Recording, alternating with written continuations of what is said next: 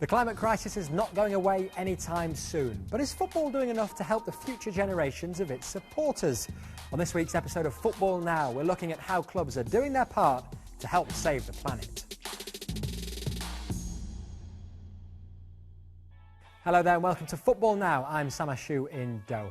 It's Euronews' Green Week, and on this episode we're focusing on water. Now, nearly a third of people in Europe are affected by water stress each year. This threatens the health and development of communities across the continent.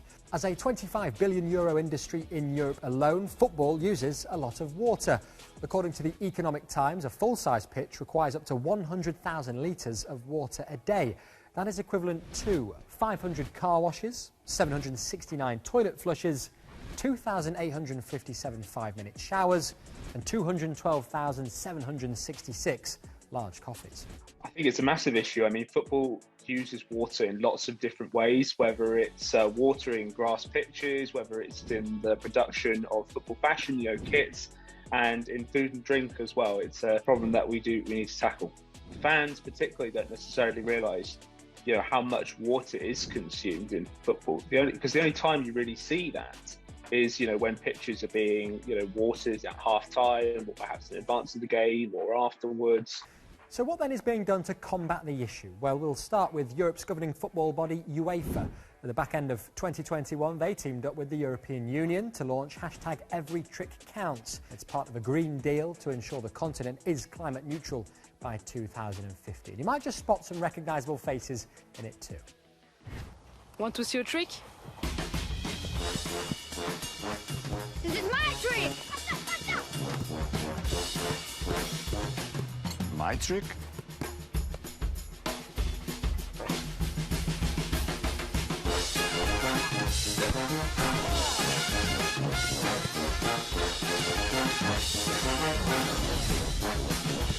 And this is my trick.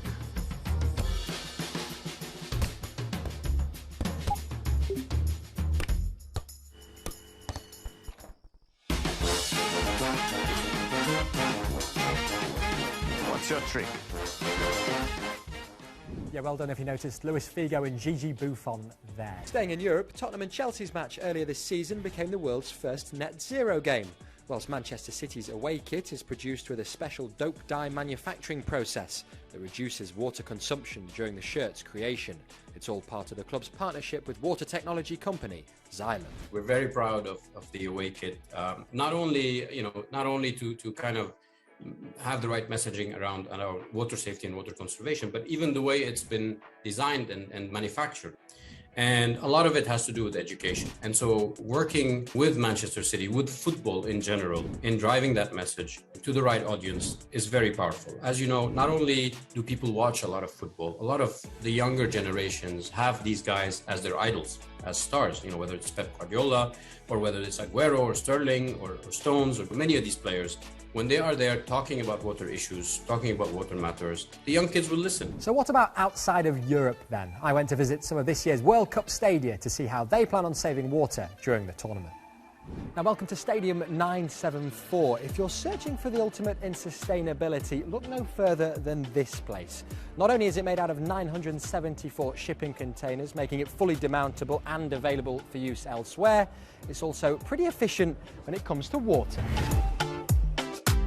Well, all our stadiums, not particularly this one, all our stadium reduces the water consumption by 40%. We use the condensate water from the air conditioned to be used in irrigation. We also use the treated sewage water to be used in dust suppression and irrigation as well. It is very important, especially for us in Qatar, since the only source of water that we have is the desalinated seawater, which is an energy consumption operation. So it was very important to us during the design to think about ways to reduce the amount of water to be used or to be consumed from the stadium as much as possible. Of course, there'll be plenty more World Cup content coming your way over the next 7 months. Now, let's talk about pitches. We know that each regular-sized field uses up to 100,000 litres of water. The alternative, 3G pitches like this one at Sint-Truiden's in Belgium. They're just one of a few top-flight clubs in Europe to use a synthetic pitch. Now, according to FIDRA, synthetic pitches use between 1.8 million and 3.7 million litres of water each year compared with its natural equivalent. They're more likely to withstand heavy rain and snow too, but there are drawbacks. Synthetic pitches can reach temperatures of 70 degrees Celsius on a hot day, up to 40% hotter than a natural field, meaning less recycled energy for the surrounding greenery. I think it can be tricky because fans, have such an attachment to grass pitches. I mean, that's what we think of, right? When we think of football, we think of grass. But at the same time, it's becoming more acceptable, I think, to play on AstroTurf. I think it's good that there's a conversation starting to emerge within football and climate about what surfaces we play on, because grass does require a lot of water consumption. But on the other side of things, looking forward to seeing how that conversation develops, and it's good that we're talking about it in the context of football and climate change. So are you team synthetic or are you team grass? Do let us know using the hashtag FootballNowWater, and we'll see you next time for more Football Now.